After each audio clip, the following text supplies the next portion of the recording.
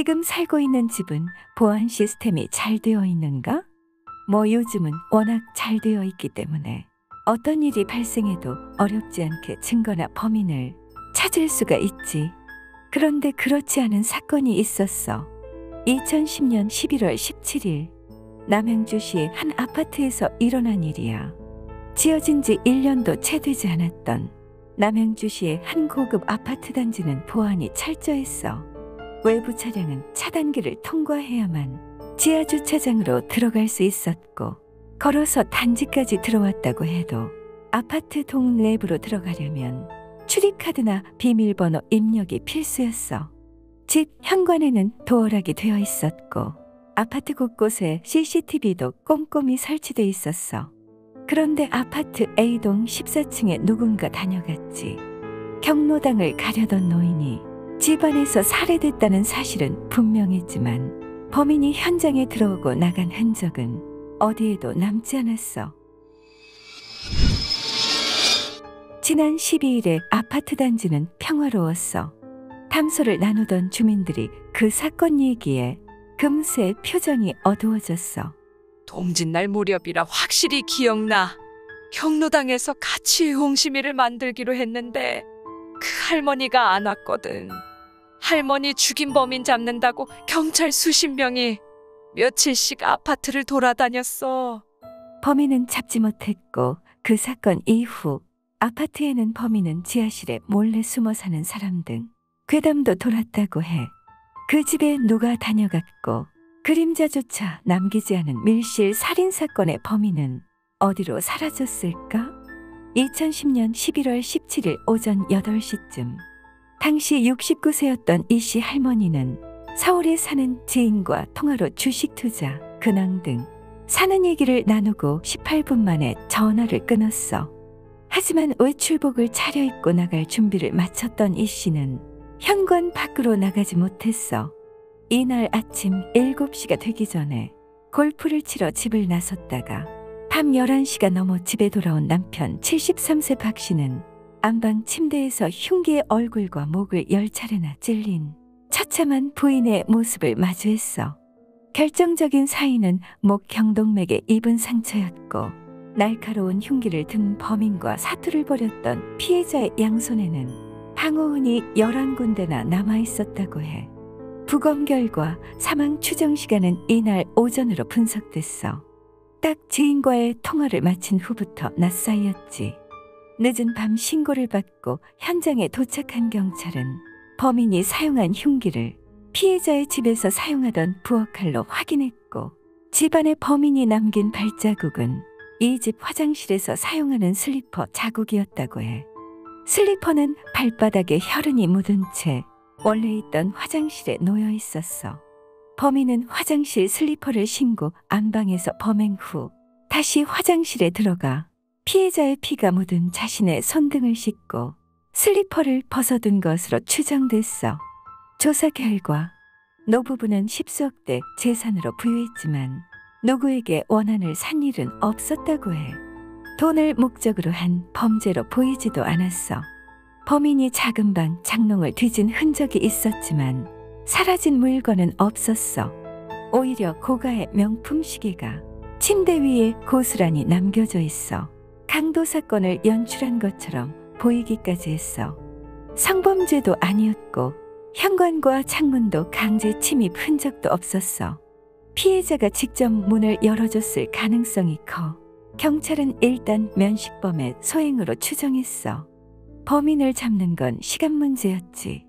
입주가 시작된 지 10개월 정도밖에 안 된 아파트라 CCTV도 최신형이었고 아파트를 드나드는 사람들을 일일이 대조해보면 용의자를 확인할 수 있을 것으로 봤어. 하지만 경찰의 기대와 달리 사건은 귀신이 고칼 노릇이라는 탄식이 쏟아질 정도로 실마리가 나오지 않았어. 집으로 들어가기 위해서는 현관 도어락에 출입카드를 대거나 비밀번호를 눌러야 하고 아니면 안에서 문을 열어줘야 해. 피해자의 집에는 월패드가 달려 있어. 초인종을 누르면 바깥 카메라에 상대방의 모습이 자동으로 찍히는데 사건 당일 초인종을 누르는 사람은 없었어. 혹시 집안에 미리 들어와 있던 범인의 소행은 아닐까 해서 사건 일주일 전 CCTV까지 뒤졌지만 의심할 만한 내용은 없었어. 그리고 아파트의 이동으로 들어갈 수 있는 입구는 입주민 출입카드나 비밀번호를 이용해야 하고 외부인은 출입하려는 호수에 직접 연락해 안에서 문을 열어줘야 하는데 외부인은 없었어. 계단, 엘리베이터 모두 CCTV에 아무런 수상한 점이 포착되지 않았어. 당시 사건을 담당했던 남양주 경찰서는 온갖 침입 수법을 가정해 두고 수사를 진행했는데 범인이 아직 입주가 안 된 빈집 창문으로 침입해 계단을 이용했거나 15층 아파트 옥상에서부터 내려왔다는 가정까지 해봤지만 안에서 창문이 잠겨 있었던 점과 외벽을 통해 침입했다면 외벽 먼지 등으로 흔적이 나오기 마련인데 그 어떤 흔적도 발견되지 않았다는 점에서 이것도 아니라는 결론이 났어.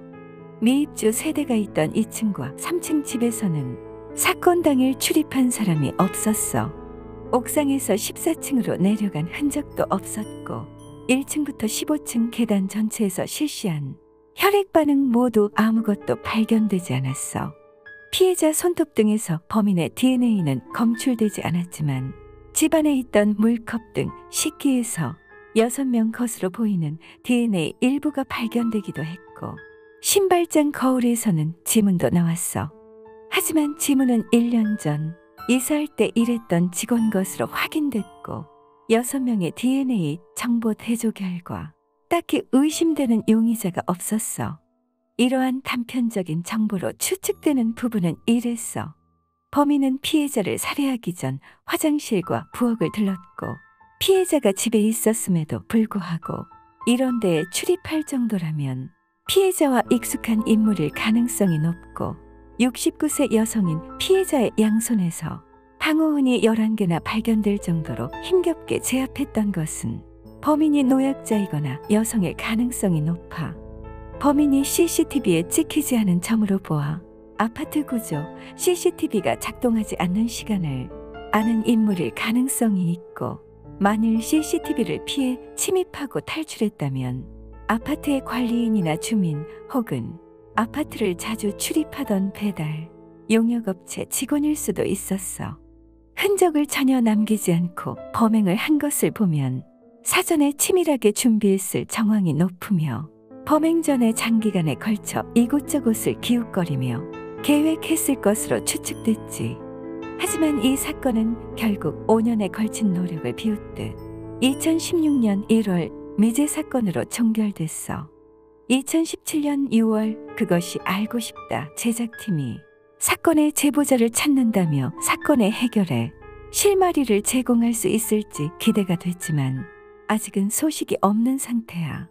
인터넷에서는 꾸준히 남편이 범인이라는 주장이 나오고 있지만 남편 알리바이는 모두 입증이 됐고 경찰 역시 남편에게 혐의가 없다고 결론을 내렸기에 남편이 범인이라는 주장은 구체적 증거가 없는 뇌피셜에 머물렀어.